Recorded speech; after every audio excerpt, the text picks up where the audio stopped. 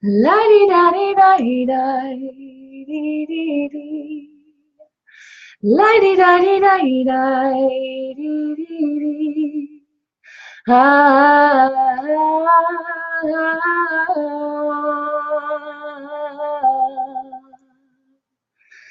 blessings, brothers, sisters. Hello out there. Hanging out on my birthing ball right now, doing the good work, getting my hips open and ready, getting strong. Hey, Michelle, sending you love, sister, forever and always.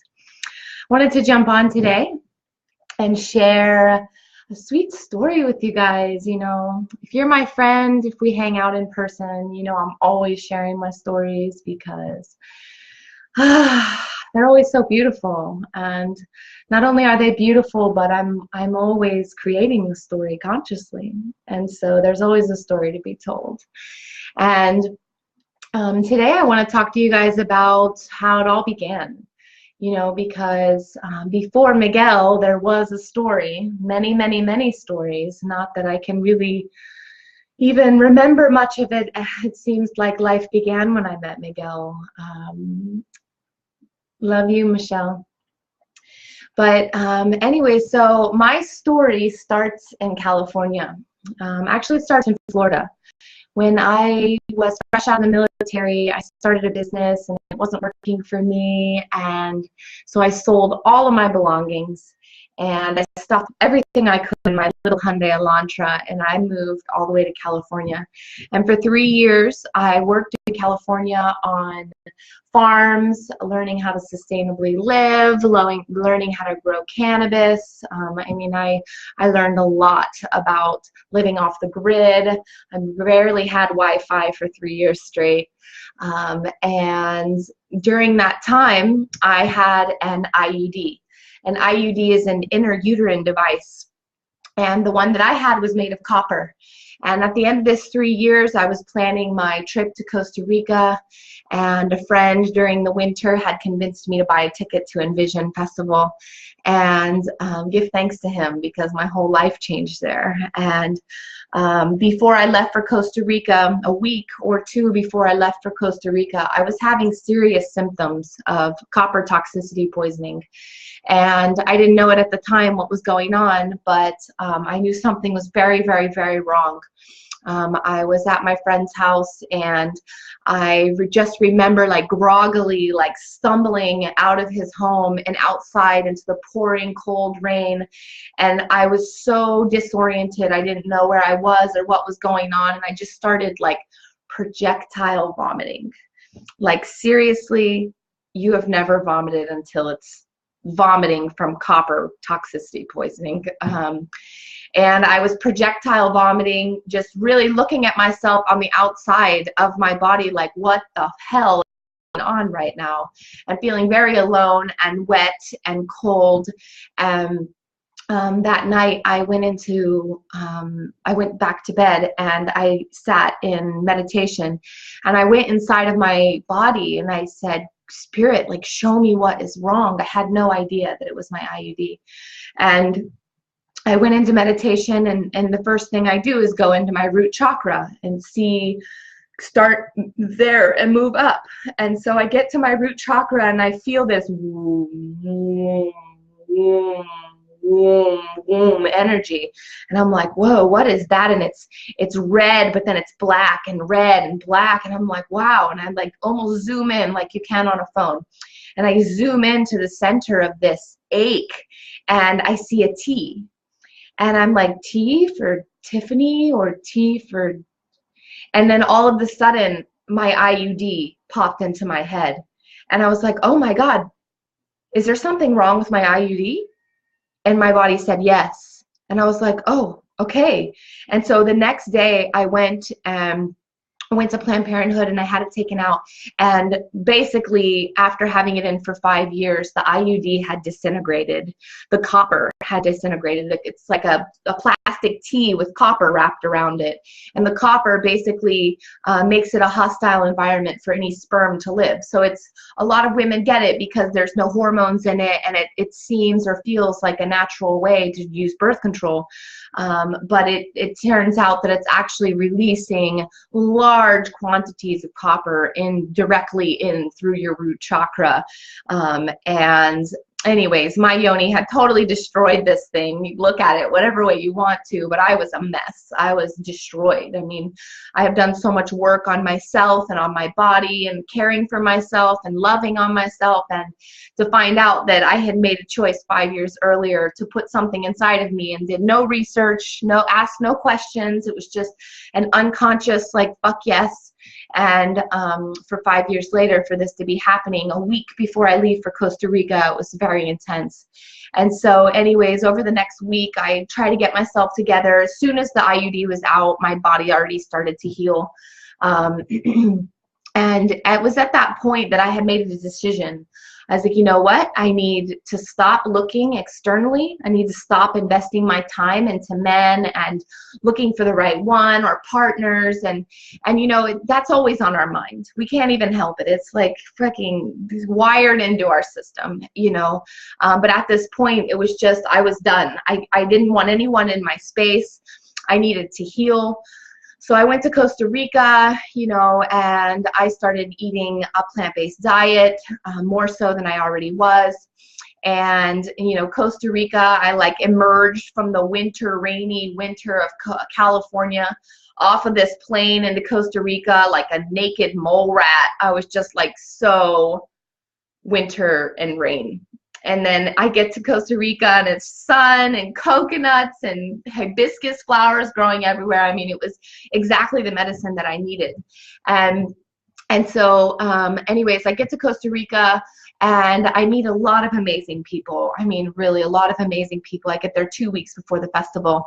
And so I do a lot of womb healing, a lot of holding space for myself. I've totally cut out love, and not love, all love, but just romantic love or trying to connect with anyone, because, I'm not wanting to have sex whatsoever. It's not happening. And, a lot of times when you meet someone, especially if the connection is intense, making love is the first thing you want to do, and not going there is extremely challenging. And so it was really just a bridge I chose to close for a little while until I could heal my womb space. And so anyways, then Envision Festival came. And once at Envision, I mean, it was 4 days of amazing connecting with so many beautiful sisters, so many beautiful brothers, mostly sisters. And on the last night of Envision, I was actually not feeling good. I was really sick. I had gotten sick. A lot of people were sick. And I had gotten sick, and so I was kind of curled over in the dark. I had some friends there. They were not present. And I heard this angel choir, and I was just like, God, is that you? And my guides, everything in my body were like, get up and follow these voices. And so I get up, I grab my friends, and before I know it, I'm at this big, giant, beautiful tent with rainbow colors everywhere. And just, I went from pitch dark blackness to this beautiful rainbow. And there's this man named Wanpa, and he's in the center of this circle. And there's this giant circle of 50 people. 50, 70 people, a lot of people. And it's rotating, and I'm like, oh my God, immediately my symptoms of sickness are gone. And I ask my guides, I'm like, can I come in? Can I come in? Universe, let me in this big circle. And then all of a sudden the circle comes together and all their hands are up in the air. And I'm like, oh no, it's done. It's ended. It's over. I'm like, oh, bummer. And so I'm like, okay, no worries. I'll just sit here and watch. And I just sat there and watched the beauty of this circle. And yeah, Michelle, you were there with me, sister. This is the unfolding of my entire life right now. And so the circle, all at their hands in the center, then break out and come back into the circle. And now their hands are on the shoulders of the person in front of them. And they're all moving forward, or they're all starting to circle with their hands on the person in front of them. And I'm like, oh, now, can I come in now? you know, and all of a sudden the circle breaks open. The circle breaks open, and the person who opened the circle for me to come in was Miguel. And so I had literally 10 seconds of like walking forward and seeing this beautiful 6-foot tall Colombian god, just big old bright eyes, like a heart that's exploding with cacao, because this was a cacao ceremony. And I just like, oh my God, slipped in front of him, his hands on my shoulders, my hands on the guy in front of me's shoulders. And now I'm in this giant circle and we're all rotating. And this master facilitator, Juan Pa, if you ever get the chance to be in one of his ceremonies or do one of his workshops or go to any of his teachings, he's really, truly such a bright light, an amazing light warrior. And so now Miguel, for the first time ever, my first time ever meeting him in this lifetime, is behind me with both of his hands on my shoulders. And all I got was like a 10-second, maybe even 5-second glimpse of his invitation allowing me into this circle. And so anyways, now we're rotating, and Juan Pa tells us all to sit back onto the knees of the person in front of us, or in back of us. So now we're here, and we go from standing to sitting on the knees of the person behind us. Like, I don't even know how to show you guys that. You have to imagine it. And so, oh no, wait, I'm sorry. First, he tells us to move forward. Oh, yes, I remember that moment. I remember you said to me, I found my soulmate. Yes, Michelle, so beautiful you were there, sister. So Juan Pa tells us all to get really close together. And so we are like, Miguel's whole body is on my back. And, you know, he's like a foot taller than me. So it's like, whole body's on my back, and I'm just like, oh my God, you know, like, okay. And now we're like to sit back on the person's knees behind us. And then by the end of the circle, we are literally laying on the ground, the entire circle, laying back in full trust, open hearts, laying back on one another like a pinwheel, you know. And so now I am like laying on top of Miguel. My first experience with him is me laying on top of him and being totally surrendered. I mean, I jumped into a cacao ceremony 40 minutes late. Of course, they're going to be a little more progressed in the heart space than I am. But I felt so comfortable. And to find out later that, you know, we were both holding space of each other, I'm like thinking in my mind, like, okay, it must be hard for a beautiful woman to just jump in a circle in front of you and lay on top of you. Like, I'm going to just like kind of sit to the side over here, and Miguel's thinking the same thing. He's in his head like, okay, it must be uncomfortable to just jump into a circle and be laying on top of some man. Like, I'm gonna kind of, so we held space for each other right from the beginning, and it was fucking remarkable, you guys. And so after the circles like stopped, or, you know, the circle finished, and a lot of my really beautiful sisters were in that circle. It was almost like our ceremony, you know, a ceremony of sorts, you know, like starting the beginning of our entire relationship. And I turn around after the circle and I just like look up at him, and we both are like just blown away by each other's presence. That we're like, both of us have our hands on our heart, just like trying to contain our hearts, you know, from like exploding out of our chest. And I just said, hi. And he said, hi. And, you know, I said, I'm Tiffany. He said, I'm Miguel. And I was like, wow, I really need to take a walk. Like, I need to take a lap around the room because this is just too intense. And so I end up leaving him there, leaving him right there. And I take a lap around this room and end up like hugging a few sweaty people and like really regretting that I left him. And then got a little worried then that maybe he would just like walk away. So I was like, oh God, what did I do? And so I get back there and he is standing in the same spot. At least this is how I remember it. He is standing in the same spot. He hasn't moved with his hand still on his heart, waiting for me to return to that spot.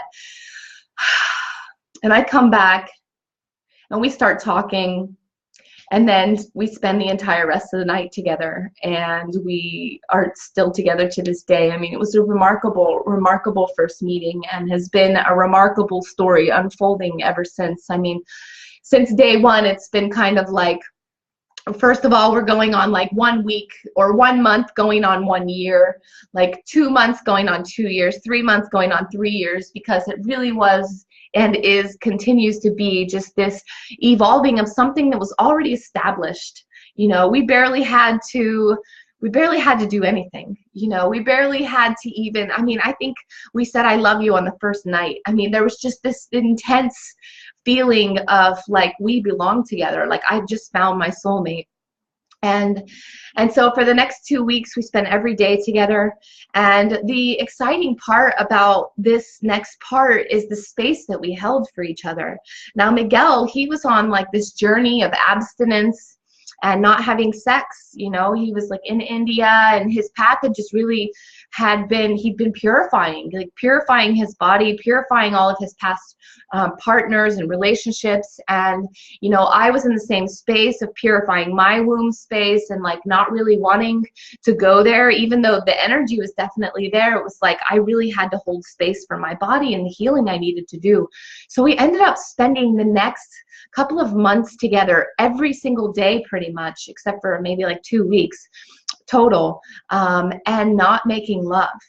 And you guys, like, this was the transformational part to our relationship. This really took our togetherness to the next level, because we consciously chose not to have sex and not to solidify our union until a very special day. And it ended up not happening for a long time, you guys. 4.5 months. The first 4.5 months of Miguel's and I togetherness, we were not sexually intimate. And this really took my heart to the next level, you know, for a man to hold space for me in this way, you know, because there's such a pressure in our society. It's like you get with someone and there are part personalities that people trigger, and then there's a pressure. There's this overarching pressure to make love, to have sex, to perform. And I don't think there isn't much wiggle room for people to choose something different, to not have sex, to not solidify that bond. You know, when you make love to someone, and I say make love because you shouldn't just be having sex with people. I mean, you can if you want, but if you're like walking an evolved path, if you're like walking a path where you have energetic awareness and you are becoming the space holder that we can all be, it's like when you make love to someone, there's serious energetic exchange, you know. And like talking to all of my sweet sisters right now, like, your vagina, your yoni is a temple space. It is a temple space. And I can guarantee you that 1 or maybe 2 out of 10 men that you meet do not deserve to be in your temple space. In the Divine Feminine, we have this amazing capacity to purify. You know, our temple space bleeds every single month. And so through this bleeding, we are purifying our entire vessel every single month. A man does not have that capacity. A man does not have the capacity to bleed every month, and he must go and seek some other form of purification through the breath, through fire, those two, through breath and through fire. You know, that's how a man can purify his body, and through semen retention, you know. And so it was like our togetherness really brought out the best aspects of us. I mean, and please do not get me wrong, there was so much tension because we weren't making love. So much tension, but our higher selves just kept saying, no, wait, don't go there yet. And there really needed to be some healing in my body, in my space, in my sacred space, before I could make love to this man. And so it wasn't until I got to Sweden that we were actually able to connect and to become one. And, you know, this is really, truly the divine union. And, you know, I grew up Pentecostal Christian, and so it's been ingrained into my little tiny brain since a very young age that you don't make love to someone until you're married. And I don't believe in that, of course. But that was already there. You know, like being honored and someone holding space for you to make love to you, like that energy was already there. And in the back of my mind, in the back of my heart, like someone holding that kind of space for me was like the ultimate, you know. And not because I'm a Pentecostal Christian, no, but because that felt in my heart like divine union, you know. And so Miguel and I spent the next 4.5 months together getting to know each other, like talking, being friends, building a friendship, you know. And I know that not every person you meet is like, oh, I want to build a life together and then we can make love. No, but there are so many of my sisters and my friends who are wanting to find sacred partnership, but they're not treating their body like a sacred temple. You're not going to find the lover of your dreams, the soulmate of your dreams, rather, if you're not treating yourself like a temple, if you're not taking care of your body, if you're not honoring your space, if you're just sleeping around with everybody. You know, I have so many sisters, and it aches my heart, who just get into bed any night just so they don't have to be alone.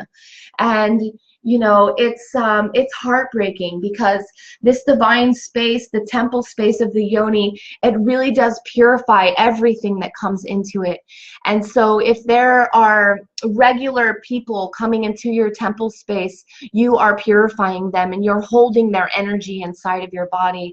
And it's extremely important to understand this. Now, if you don't care and you're free, or maybe there's some other thing that I'm not, you know, acknowledging, it's totally fine. There's nothing wrong with doing this. But if you want to live a high vibrating conscious experience, we have to teach our partners how to honor us. And in order for us to teach that, we have to learn how to honor ourselves. And I didn't find my divine mate until I chose not to be in that space anymore. I chose to start honoring my temple space, honoring my yoni, like healing myself, because I was so damaged, you know. It's like, I can't do this anymore. I can't be this. I can't purify people in this way anymore, you know. So this was really a conscious choice that I made, and then Spirit provided my divine love for me. And it has been an amazing experience ever since. So not only did we consciously come together, we chose to consciously unify our togetherness after 4.5 months of being together, which is a long time. Then we chose to consciously conceive, and now we're choosing to consciously unfold the rest of our lives. I mean, really, you can't live a fairy tale life. You know, those who tell you that they don't exist, they just don't realize that you have to create it, that you have to become it, that you have to become that person in your story, you know.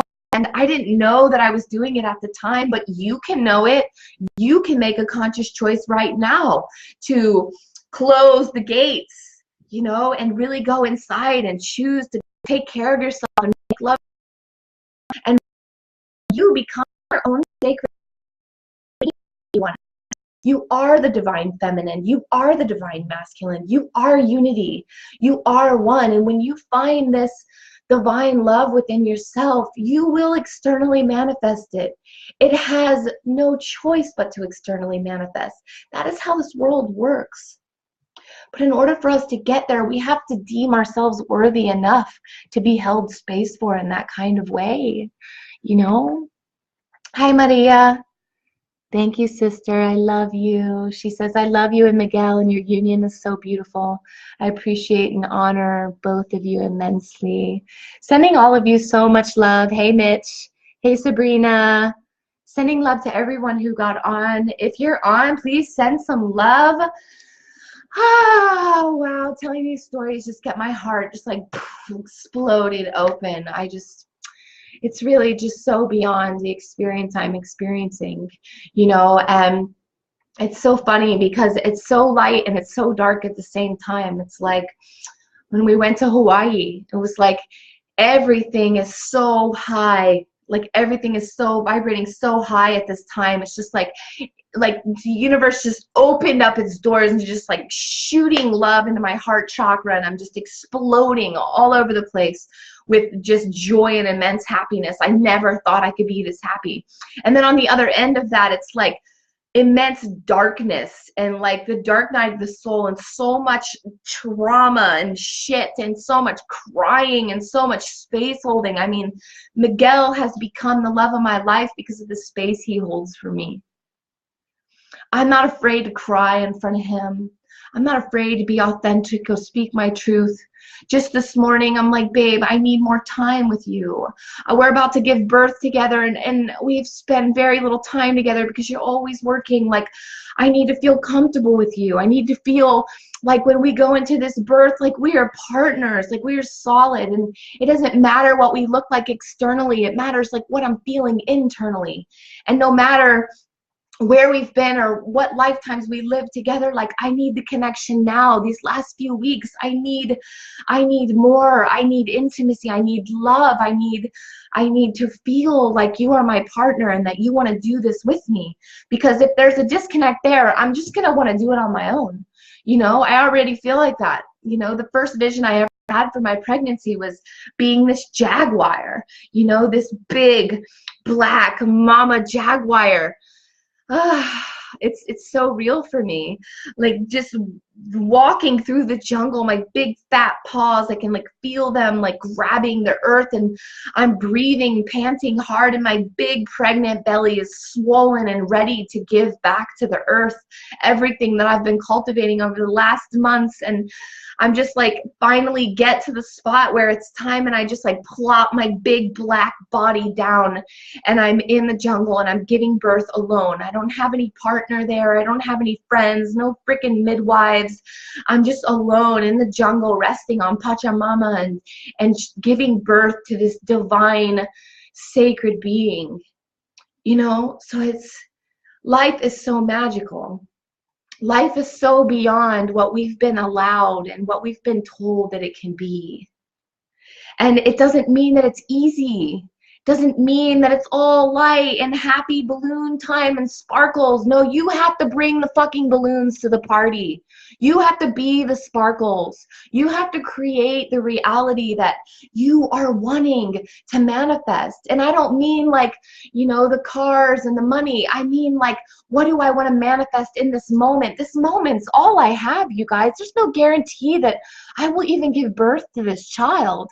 There's no guarantee that I will wake up tomorrow. There are no guarantees. So there is no future. Just the future is a giant fucking projection that we have become masters in projecting. And so all I have is this very moment. So everything that I am manifesting is right here. It is right here in this breath, in this word, in the frequencies coming out of my heart right now, in this very moment, this heartbeat. I don't have to be anywhere. I don't have to do anything. I don't have to manifest the future. I need to learn how to manifest this very moment of stillness and being inside of myself and learning to love myself. I need to manifest being authentic and speaking my truth. It's always about this moment.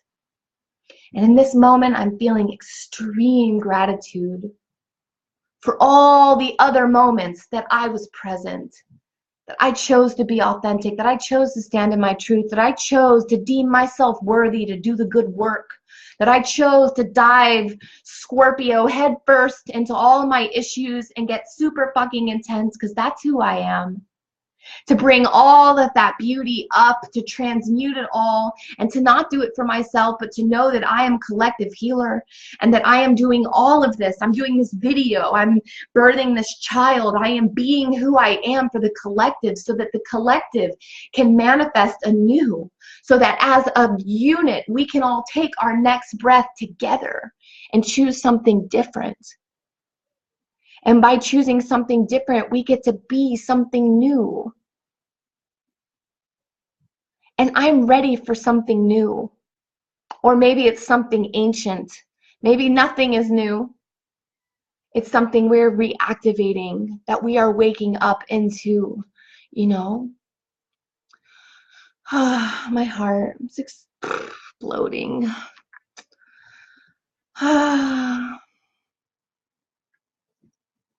I think I just need to take a few breaths. Cosmic jokes, I swear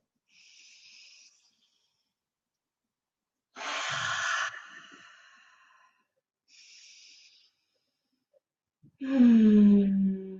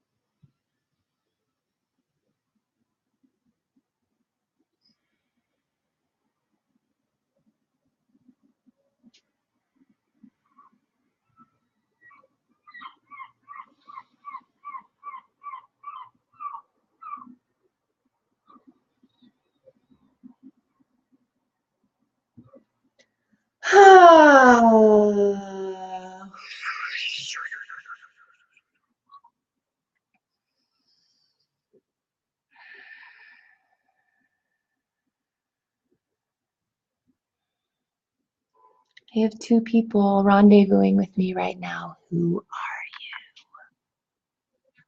Post a comment, say hello, give a shout out. Give a shout out to little Lyra, who's on her friggin' way. She is totally, she's totally coming. I have no idea. 1 week, 3 weeks, tomorrow is like really no clue when she is coming, or he. I keep saying she, bear with me. I have no clue, but I have a clue. She's coming. My whole life is about to change. And you know, I've been thinking it's pretty much for the better. I'm super bored right now. I'm like, I have way too much spare time, way too much time on my hands. I'd love to fill that in with a child, with a beautiful, sweet being that wants to live in a conscious family and wants to grow in the light. You know, one of my first experiences being pregnant is sitting in ceremony, and I didn't realize I was pregnant yet. And a brother of ours, Bearheart, was in Sweden and holding combo ceremonies. And, you know, I didn't sit with the combo, but I sang for it and held space for it energetically. And there was this song that came through, and it wasn't even a song, it was more like a chant. And the chant was, I am a pillar of light. I am 2 pillars of light. I am a pillar of light. I am 3 pillars of light. I am a pillar of light. I am a pillar, 2 pillars of light. I am a pillar of light. I am a pillar, 3 pillars of light. And throughout this pregnancy, you know, Miguel and I are, gosh, pillars of light. I mean, we are fucking vast. It's like the amount of light coming out of me right now is so beyond. It's like there's some people who probably watch this video and not even see a being sitting here and talking to it. They'd be like, where's she at? Where's he at?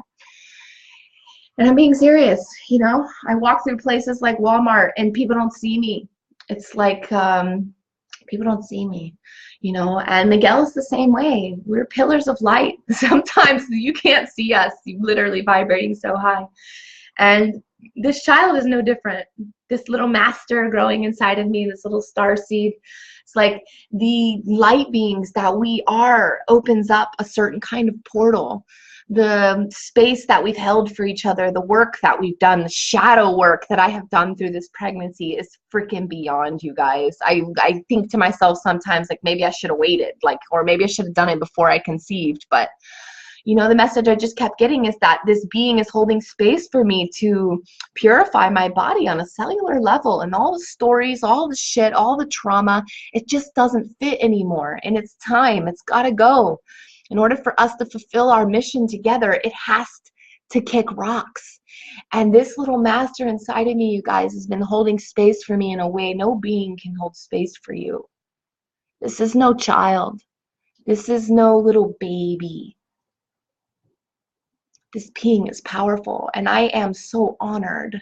I am so beyond honored that I had the conscious capacity in this present moment and my past self's present moments to consciously choose Miguel, to consciously wait to have sex with him, to consciously choose to purify my body. For my entire relationship with Miguel has been about purification. And then to consciously conceive. It's like all of it was happening without my conscious awareness of it, you know? And to now be consciously 9 months later and on the other side of pregnancy is just, it's beyond. And I really hope that these videos will inspire women to do that, to choose that. You know, and it's not about having children. We don't need more children to save the planet, you know, but the beings that are coming into this world right now are beyond. They're beyond anything we've ever experienced. And eventually the frequency of the planet will be transmuted to light, love, unity, and peace, period. That is what is coming. You can follow another timeline. You can be in a different realm, in a different reality, but the truth is that the peace is coming. And we get to create that reality. We get to create it inside of our hearts, inside of our families, inside of the work we choose to do now. You know, the work that I've been choosing to do for months and months and months and years and years and years. The work I've been doing since I fucking was born. You know, I was like born out of my mother, purifying her. Just like her cycle did every month, her birth of this entity purified every cell in her body. And Lyra will purify every cell in my body and has been since day one. We're all connected, and it's really a beyond kind of experience that, you know, we don't choose to put into words, but if we did, we'd be moved to tears. And I have cried many tears in this pregnancy, opened up my heart and shared beyond the beyond. I think it's Maria and Michelle on right now. Just sending you guys so much love. I appreciate your presence in my life and supporting me and supporting my sharing. It's just like all the sisters reaching out, sharing their light and love and how inspired they are by these. It's just, thank you. I really, really, really need your reflection, and I am no different than you. I'm on the same path, living the same human experience, and your comments and when you plug into me and share your light, it really confirms my sharing, and I appreciate you so much. So thank you. I love you. It's time for me to get to some hip circles, some ball bouncing. I think I'm finished with this video. Hey, Jessica. Love you, friends. I think 37 minutes is the perfect sharing. I don't know how I just shared my whole life with you in 37 minutes, but I'm getting better and better at this. Hello to all my friends jumping on. Give thanks. Give thanks to the sacred masculine holding space. Give thanks to the sacred feminine. You are all welcome in my bubble anytime. I love you so much. Sending so much harmony, light, and love to your experiences. Thank you, thank you, thank you. Love all the hearts coming in. Thank you. Oh, so much love.